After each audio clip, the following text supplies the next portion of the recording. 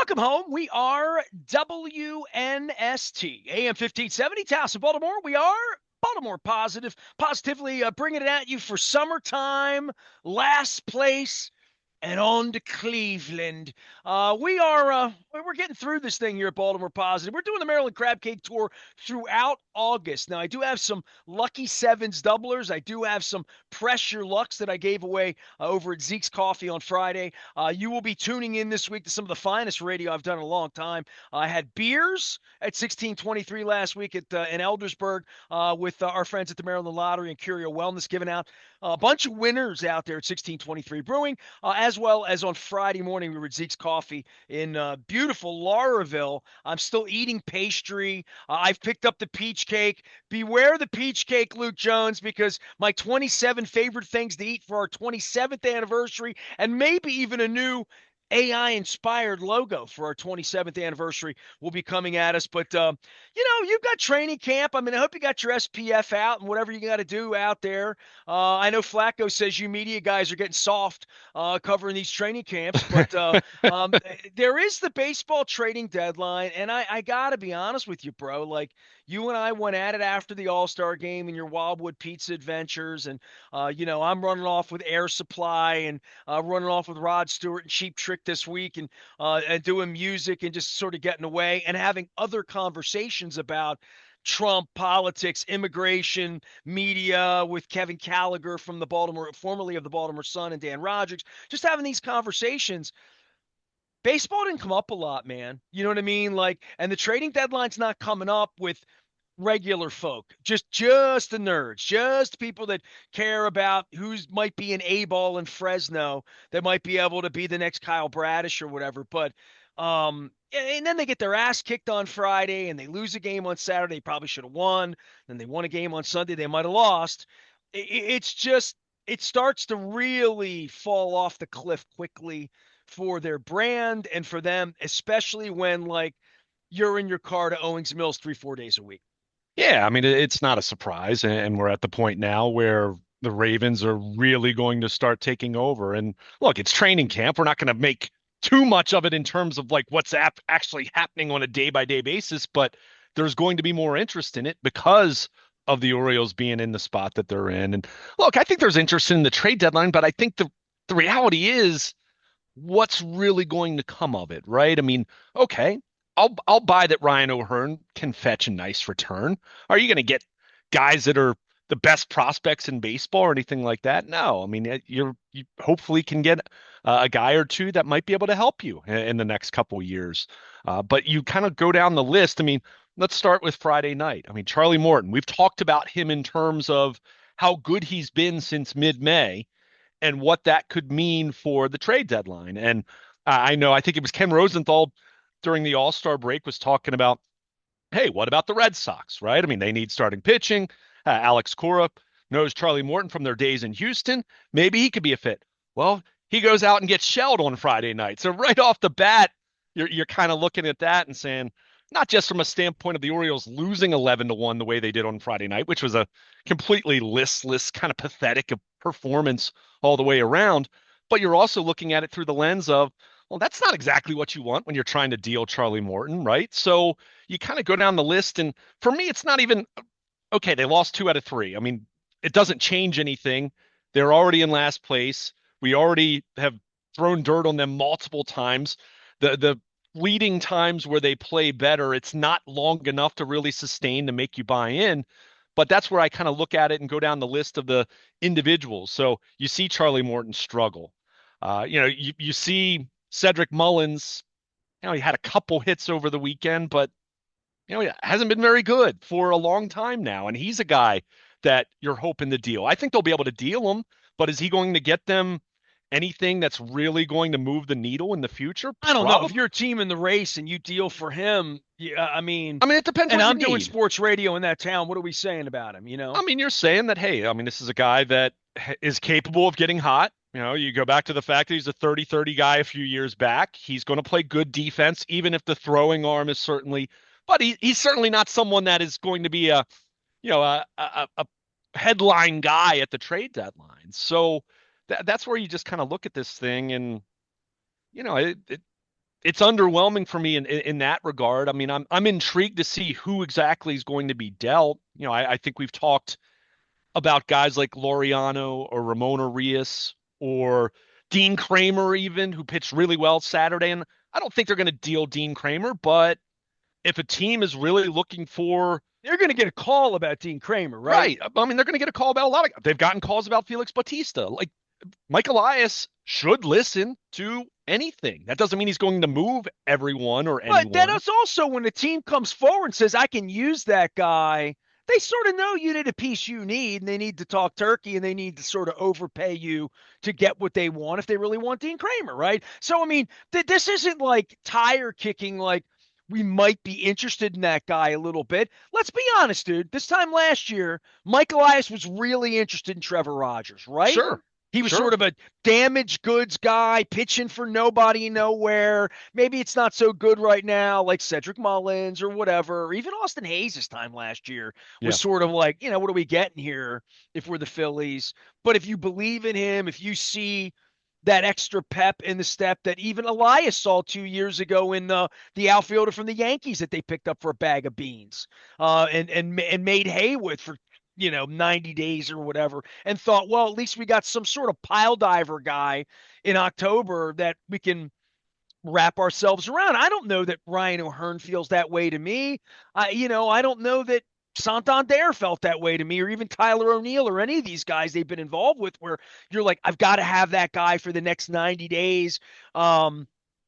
But an arm, different. I mean, that's how desperate the Orioles were last year. The Orioles were desperate enough to deal for Jack Flaherty this time 2 years ago, right? And it didn't work out. And Trevor Rogers this time last year. So these all of these things are a roll of the dice, but they're also the match and style making the fight in some way where, yeah, you want Charlie Morton. I mean, the Orioles are going to take whatever the best deal on Charlie Morton is. sure. That won't be the case with Kramer. You're going to have to come to them and bring and say, "Hey, we got a piece for you."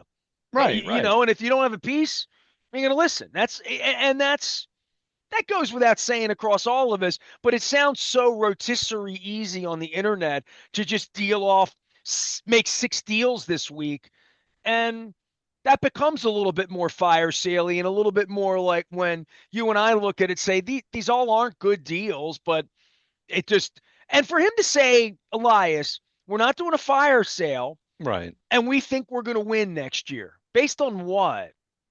Well, based on your young core, I mean that's what it still has to come back to. I'm not ready to throw in the towel and say that this is going to be a multi-year rebuild again. I mean, I hope not. I certainly want to see the members of the young core play better down the stretch. I'm intrigued to see Kyle Bradish start his rehab assignment this week. We also found out over the weekend that Grayson Rodriguez has been shut down again, and I mean that's just so. For me, look, at least in the case of Bradish, it was a clearly identified injury last winter. He tried to rehab the sprained UCL. He came back, made what, 8 starts. He actually pitched well in those 8 starts, if you recall. He looked But like a Cy Young candidate. yeah, I mean, he's looked like that from the second half of 2022. I mean, look at what his numbers have been since July of 2022 up until June of last year. Now, the thing that's kind of telling to me is Kyle Bradish is starting his rehab assignment this week, which puts him on track to potentially make some starts come the end of August and in the month of September, which that's certainly something that can help you be informed in terms of where he is for next year. Doesn't mean again that you just say, oh, well, we got a race. We don't need to do as much on the pitching side. No, that's not what I'm saying. But you can at least be informed to say, hey, he looked really good in these 4 starts. We feel confident that he's going to be in our rotation. Whether he ends up being the 1, the 2, the 3, or the 4, right? He's going to be in that piece, in that mix. But, you just, the difference between him and Grayson Rodriguez right now, I mean, Grayson Rodriguez, it's like, okay, so what is it? Is it the UCL? Is it something else with the elbow? Is it the shoulder, the lat? Are these issues connected? Is it something mechanical? Is it something in terms of strength training? And for me, it's like, why can't you identify what's going on here? Because, I'm kind of talking about this in a roundabout way.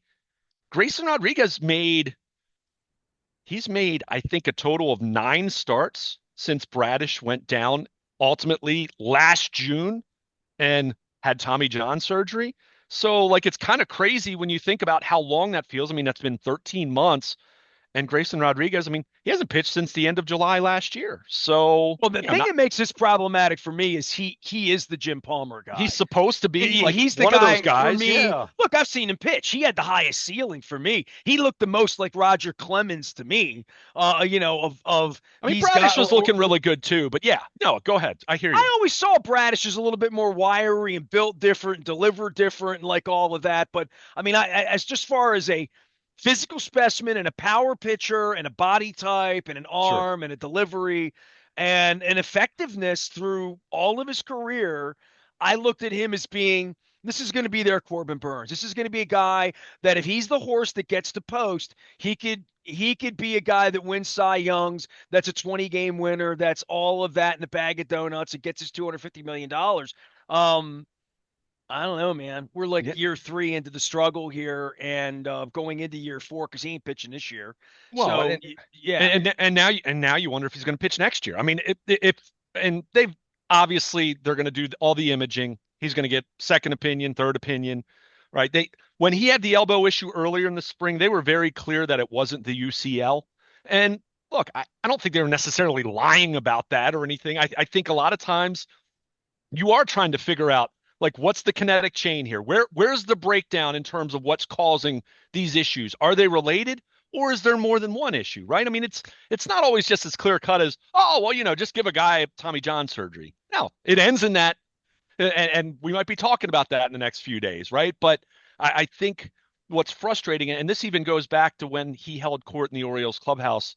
What was that? About a month ago, somewhere in that neighborhood, and he was asked the question, have you been able to, have you or the organization or anyone else that you've worked with over the years been able to pinpoint what's caused these issues? Because it hasn't so much been the elbow for him, it's been the lat issues, right? You go back to his last year in the minor leagues, it was early June of 2022. I mean, he was on the verge of being called up at that point. Had the lat strain, missed 3 months, came back the following year, uh, was healthy in 2023. It was his rookie year. Now it was up and down performance wise, right? And he got sent down in May of that year, but that's the one year he's been durable. Since then, another lat issue, elbow, right? I mean, it just had the triceps soreness. It's just been a lot of different things. And you just look at this and you say, okay, what is it?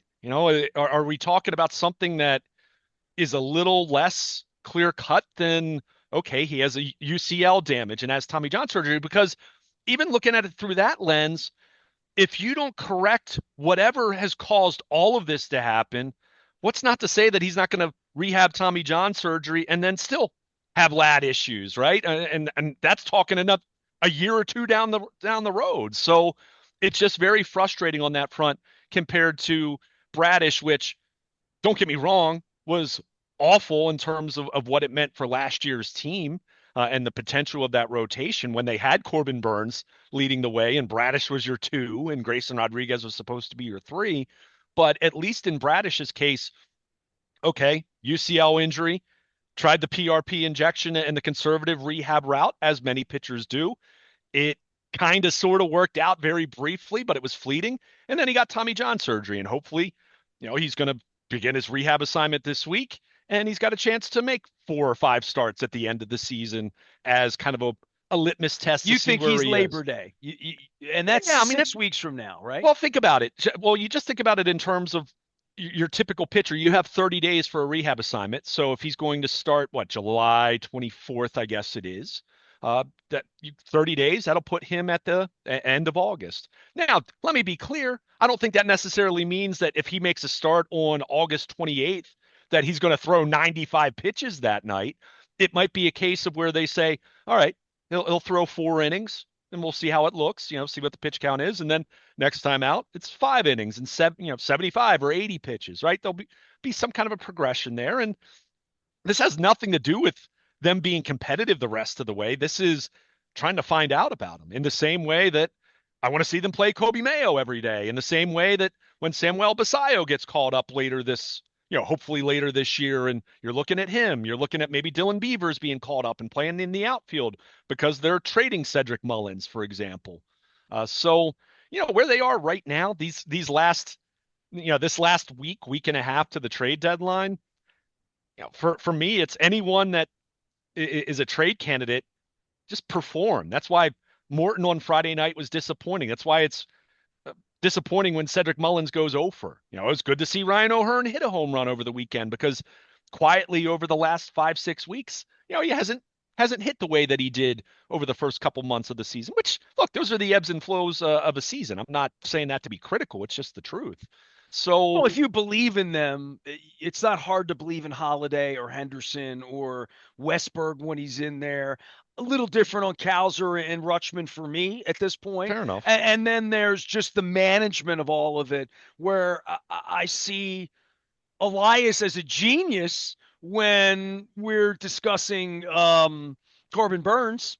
Every time we mention Corbin Burns, we're like, dude, they kind of had this thing tracked that if Yeah, Rodriguez and Bradish would have been okay, they might have been a real contender last sure. year. And I can paint that brush a million different ways. And Elias's demeanor and the trades and the arrogance and the you're running from the media and just sort of the holier than thou for the fan base that Billick, had big word syndrome. Harbaugh's got Trump syndrome, but that's a whole different syndrome. But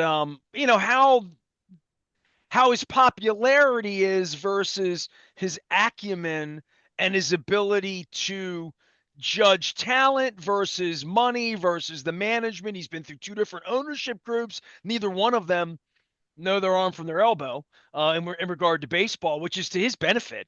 I mean, the draft last week, he said, I got all these guys now. I even got some arms for you, Luke. I drafted pitchers. Yeah. So, like, I think there's a point where he's trying to get the eraser out on this year by making deals and then pimping whatever he gets in the deal next week, whatever 3 or 4 players that may be a piece for next year's team, and then get Moneybags' checkbook out in the offseason, I guess, right? Yeah, I mean, I guess. And it's funny you mentioned the draft. I mean, their draft was pretty highly regarded. I mean, it was a little peculiar that you take two catchers early, but as I've said to you, I mean, you don't draft with the current year or even the next year or really even the year after that in mind. That's more of a Just three to take the four best year plan. players. That's it. Exactly. Take So the so players that's you like. and Yeah. that's where the Keith Laws and the Calluses of the Baseball Americas, Baseball Prospectus, they all pretty universally like the Orioles draft. That was good for the Orioles. That was good for Mike Elias and Matt Blood. I Dude, mean, it really it, speaks to this sport how many number ones across the sport over the last quarter of a century, even as analytics get better, never make it in oh, sure. baseball. How long it takes. It's like the difference between like a pregnant, otter and a pregnant elephant that takes 15 months to make the baby. It's like nothing happens quickly here with baseball and with the arm thing. Oh Yeah. my God. I mean, I who mean, it's like knows? buying beachfront property in places you know are going to flood. Well, and obviously, this is kind of a broad, rough example from the standpoint of understanding that plenty of college kids are drafted as well. But it's akin that if the NFL drafted kids out of high school rather than college, right? I mean, there are 4 and 5 star recruits all the time in that go into college football and end up not being what you thought they were going to be. Just like there are plenty of guys that are 1 and 2 star guys that no one really wanted, and they go to some mid major. And in this day and age, generally now they'll transfer to bigger schools because of NIL and all that. But then they end up becoming a star in the NFL 5 years later. So, I mean, the draft was good for them because it gave them something to kind of puff their chest out about because there's nothing about this 2025 season that you can puff your chest out about other than a few individual performances here and there. So, you mentioned Trevor Rogers. He pitched well again on Sunday. That was good to see, so they're going to get calls. They've gotten calls about Trevor Rogers. But, again, if you're to believe Mike Elias and where I think they view themselves, which is trying to reload and revamp and fix and tweak and get guys healthy and say, okay, 2026 is going to be different. I mean, they're not going to go into 2026 as the favorite to win the American League pennant in the eyes of Las Vegas. That's certainly a reality for them, but there's nothing that says that they can't tweak and make some savvy signings and get some guys back healthy and be much better next year because we've talked about this. I mean, have they been a better team overall since the third week of May? Yes, they have been. But when you start where they were when they were 18 games under 500 on the 24th of May, I mean, we've talked about the mental drain that has been watching it as fans, as media covering the team. So you can imagine what that does for the psyche of young ball players where you look up, it's Memorial Day, and you're out of it. I mean, you say the right things to the media, but they know the reality of where they've been for 2 months now.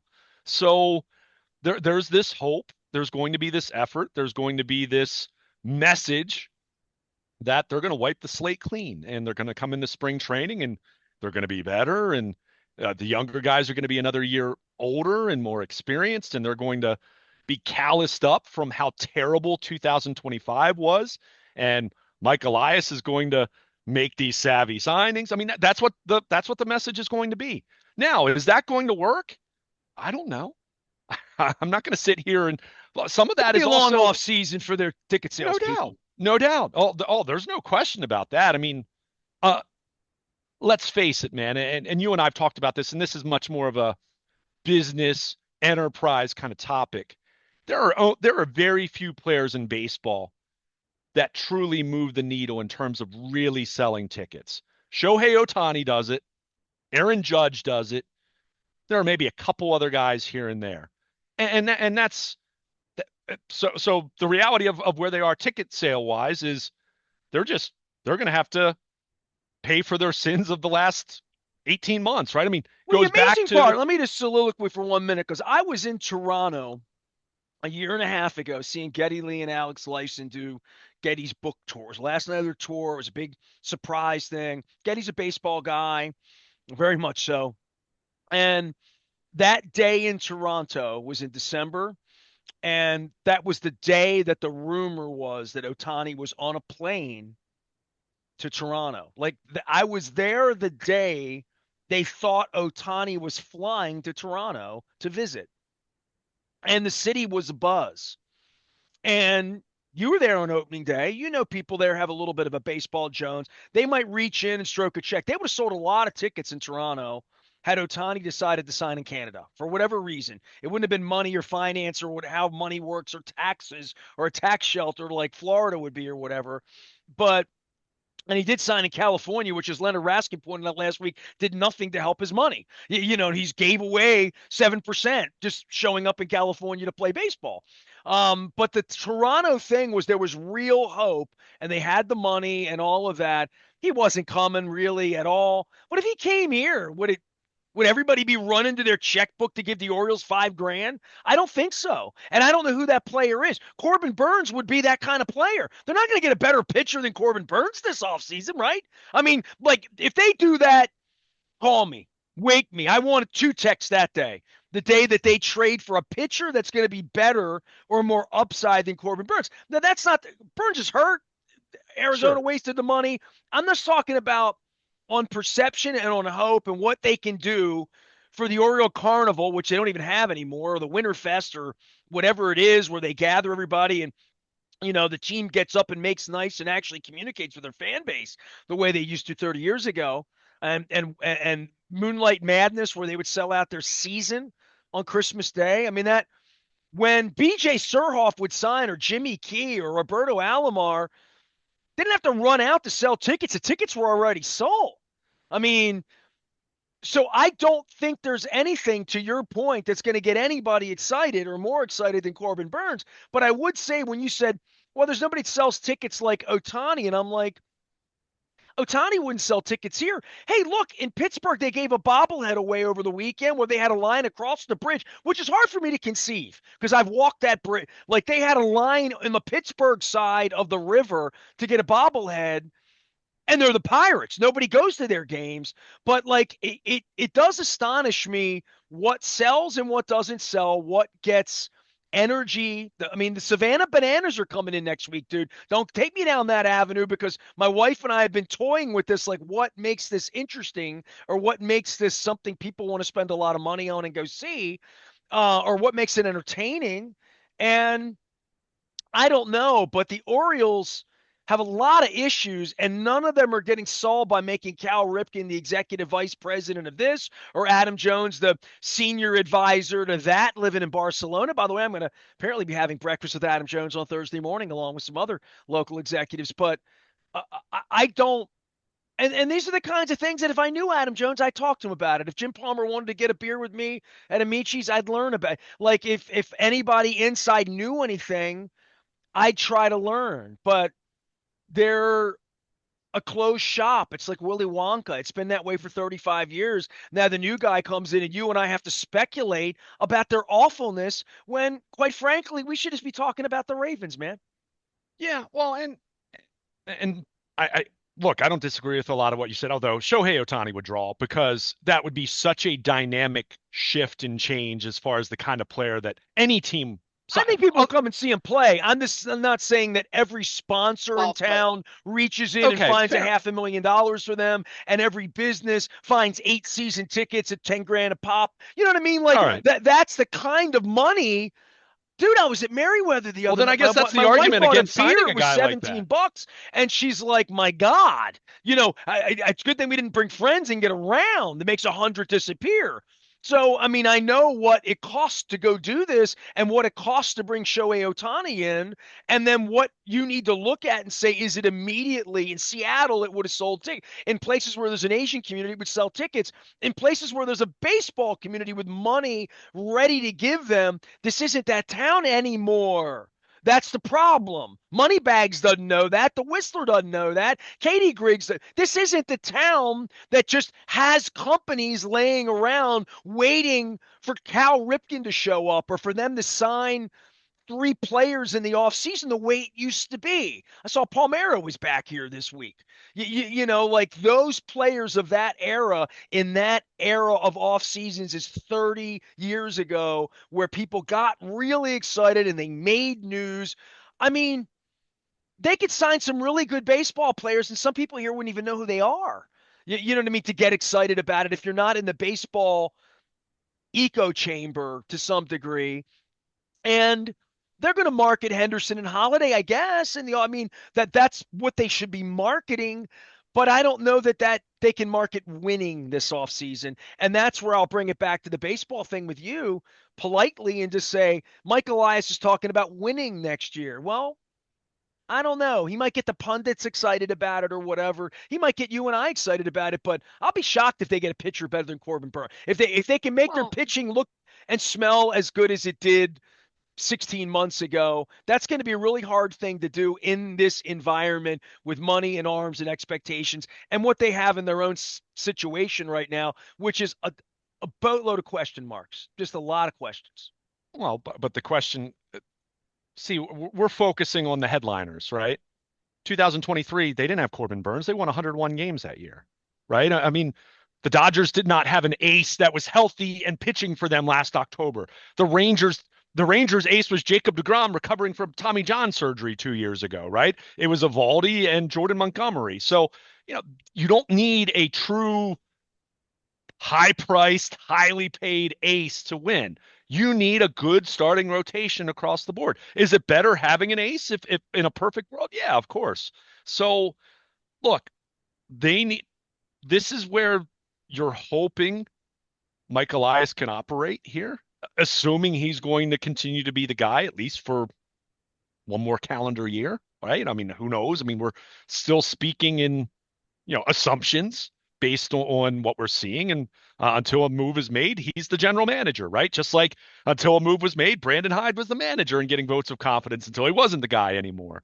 But I think everything you talk about off the field, I'm not going to sit here and disagree with how tough it's going to be to sell tickets this winter. But that's where you just need to almost go back to the approach you had, say, 3 winters ago, not in terms of what moves you make, but in terms of just having your head down and get to work and make good savvy moves and make some good savvy signings and make some good savvy trades that aren't necessarily going to quote win an off season in terms of perception, but you know what it can do? Get your baseball team back on track, which is ultimately has to be, you can talk about all these other things that they need to do better. And I agree, but you can do all those other things better. And if your team still stinks and is in last place, no one's going to come.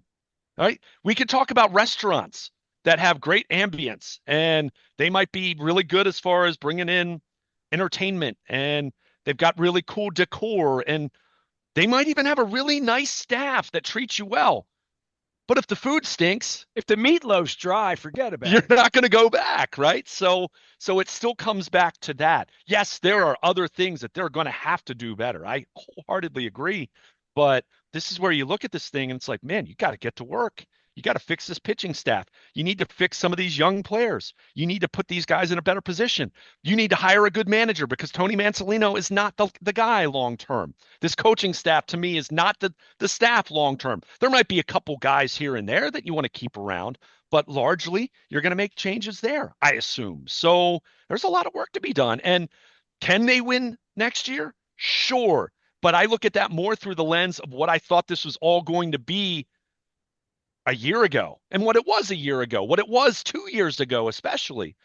But man, they've got to make some changes. They've got to get back on track. They've got, seeing Kyle Stowers at the All-Star game last week. I look at that and say, man, why couldn't you fix him? And there were even some articles written about him as far as how he made some adjustments to be able to hit velocity, which was something that he was struggling in his limited opportunities in the majors. And look, I'm not saying the Orioles handled him well or didn't or gave him enough playing time. They didn't, but there was also an adjustment to be made there. So that's where I look at this, and it makes me take pause, especially if you're in a position where you consider trading some of these guys. Where I say, you know, Heston Kjerstad, can you give me some new coaches? Can you give me some new eyes on him to see about maybe fixing him before you sell him off for a bag of baseballs and he becomes the next Kyle Stowers? And look, it's possible Heston Kjerstad isn't that guy, right?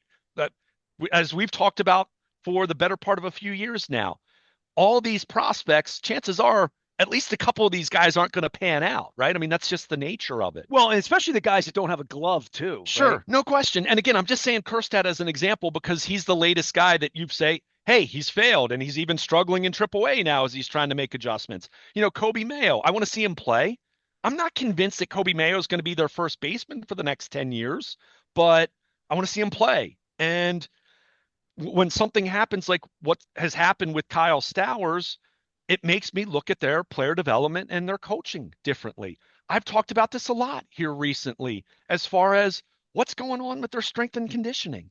Why have they had so many hamstring injuries? Even young guys. Enrique Bradfield tweaked his hamstring again. He's in the minor leagues. I mean, he's someone that, had you looked at him from a perfect timeline standpoint, that he might be ready to take over for Cedric Mullins next year. Now it's like maybe best case scenario, Bradfield is ready the second half of next year, but like he's not going to be your opening day center fielder. So what are you going to do there? Are you going to put Kowser there? You're going to go get another center fielder. In the same vein that they got Ramon Laureano to be a corner outfielder, and that's worked out really well.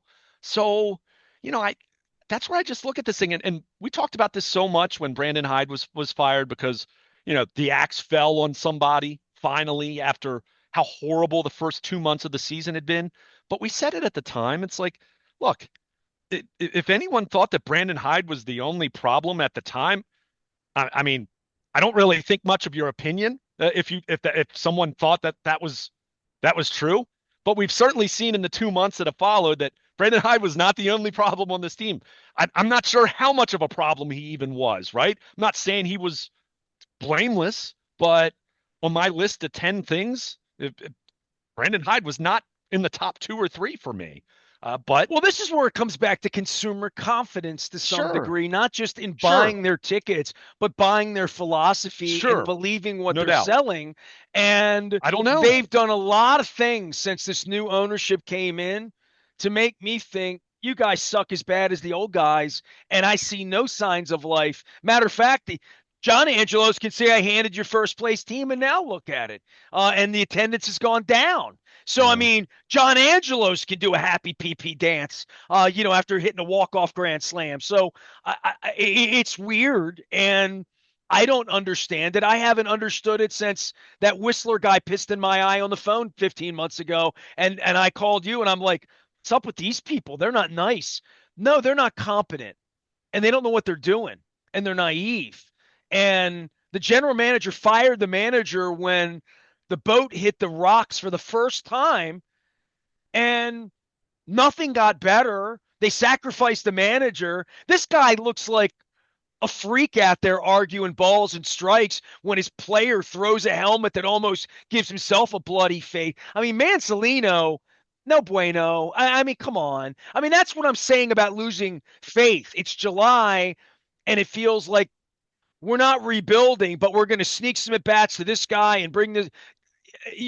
Dude, you're playing preseason football now. It's July. You're literally playing preseason 2026 ball at this point and just trying to pad up Henderson and Holiday and get those guys some stats at this point on a fourth place team, if I'm being optimistic. And I think they can pick up 6, 7 games on the teams in front of them. I don't know, man. And then they're going to deal off a bunch of stuff that's going to make them a diminished team in 10 days. And then we're going to have Kobe Mayo, and maybe that works out. I mean, to your point, a couple of these things, Westberg, Mayo, Bradish, some of this needs to smell better by the Yeah, time the sure. Ravens are 1-3 or whatever they're going to be October 1st. You know what I mean? Or 3-1, sorry. I was gonna say, let's hope they're not 1-3. My goodness, I can only imagine what fan Buffalo, psyche will. Detroit, Kansas City. Let's go. I mean, they've got to start fast, no doubt, and we'll get to that. But yeah, I want to see signs too. And look, it's tough because yeah, you are going to deal off some. And let's be clear, are they going to miss Ryan O'Hearn? Sure. They're in last place with these guys, right? I mean, at some point in time, you have to also be realistic as far as assuming they're not going to deal Gunnar Henderson, assuming they're not going to deal Jackson Holiday, assuming they're not going to deal Jordan Westberg, right? I mean, they're going to keep the core guys. I don't think they can deal Adley Rutschman right now. I don't think they No, get no. much for I him, mean, and that would be stupid. no. I Okay. mean, as I said to you, even as we've used our Colton Cowser example just as kind of an exercise going back and forth, I still think if you're making a move along those lines, that to me is like a winter deal, right? That's going to be something that happens over the winter where you find a partner that you say, okay, this team has a pitcher that we like to be either our ace or our number two or our number three, say a top half of the rotation guy, and he's got 2 years of control and they really want I don't, and whether it's Colton Cowser or Kobe Mayo or whoever it is, right? And you make a move, but I don't think that move's coming to fruition now. I think that's a winter move, if that's a move to be made at some point. So you're looking at O'Hearn, you're looking at Mullins, you're looking at the bullpen guys. I mean, Sir Anthony Dominguez melting down Saturday night, that was unfortunate because I think he's a guy that has profiled well enough that you could There's deal. nothing worse than when these guys just stink this week, right? Yeah, no Stinking doubt. this week really messes things up. Hey, Soto and Dominguez were the guys that stunk this time last year for the Phillies, right? Right. That's how they wound up here. And look, you can deal guys. I mean, here's one for you. Ryan Mountcastle's getting ready to start a rehab assignment. Could you deal him by the trade deadline? I think you can. You're not going to get anything for him, but I think you're at a point with him where he's going to be entering the final year of arbitration. He hasn't really produced for over a calendar year now, and he's been hurt on top of that. He could be a guy that maybe you trade for a couple 18 or 19-year-old lottery ticket type prospects where you say, okay, this guy's got some upside. Maybe in 3 years he amounts to something, right? So, and you would do that with the thought that we're clearing the deck for Kobe Mayo to play, for Samuel Basayo to play. We're going to evaluate those guys the next 2 months, and then we'll have a more informed evaluation to go into the offseason, right? And who knows, depending on how that works out, maybe we try to re-sign Ryan O'Hearn over the offseason like we did Mike Bordick 25 years ago. Well, it sure So, feels like Basayo's not coming. well, I think, well, he had, going back to my point about strength and conditioning, Yep. had some oblique soreness over the weekend. I mean, again, what is going on with their strength and conditioning? I'm I'm not even talking about the pitcher health. Pitcher health is a problem everywhere. I'm not going to beat up the Orioles for that individually. I might question what's gone on with Grayson Rodriguez individually, but on the macro level, there are arm injuries all around baseball. Rich teams, poor teams, great teams, bad teams, Even right? the Dodgers have Everyone, them. right? Everyone. The Dodgers have had a ton of them over the years. So I'm not beating them up on that. But when I see young players that are getting hamstring injuries over and over, and I just, and I'm not even, let me be clear, I'm not guaranteeing with 100% certainty, because how would I know that something is wrong? But I'm questioning if something is wrong, right? I'm questioning that you need to really look at this, because this is not helping. This has not helped your cause. The fact that Jordan Westberg missed as much time as he did, not last year. I mean, a broken hand when you get hit by a pitch, there's no strength and conditioning other than wear some padded gloves, right? Because those are out there for players to wear.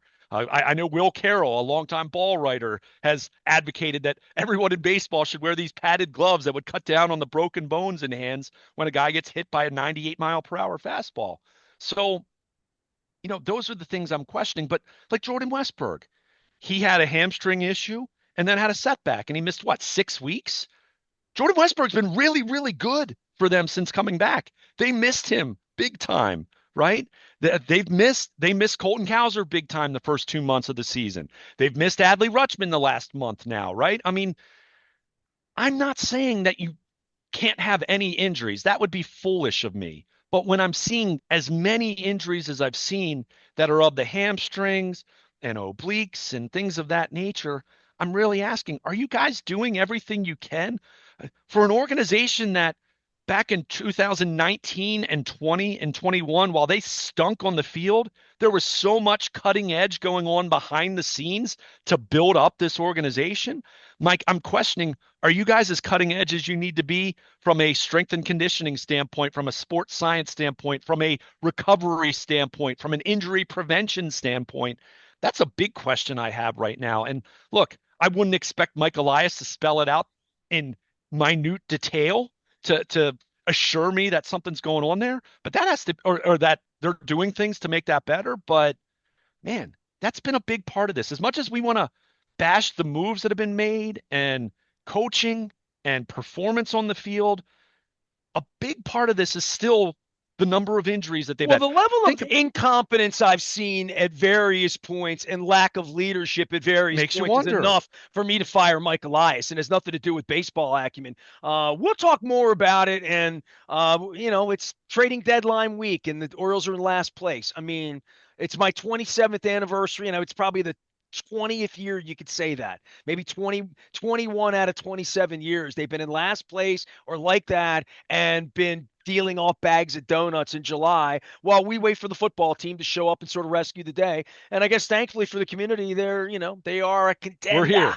They're a contender. It's July. Luke can be found out at Baltimore. Luke, you can find him anywhere good internet travels. We're gonna have the Maryland Lottie scratch offs to give away into early August. Our next Maryland Crab Cake Tour stop is August 7th. We will be at Beaumont. It is our 27th anniversary. We're going to be going nuts in August, having a good time, getting ready for football season, talking a lot of fall things around here. Had a great week last week out on the Crab Cake Tour at Zeke's Coffee, as well as at 1623 Brewing with some old friends. You'll be hearing that at WNST all week long. Luke and I are going to get together. There'll be football news and information. Any breaking news happens first on the WNST tech service. Thousands of you are on it. It's all brought to you by Cole Roofing and Gordian Energy. We got plenty more to talk about. I'm Nestor. He's Luke. We are WNST, AM 1570 Towson, Baltimore. We never stop talking Baltimore positive.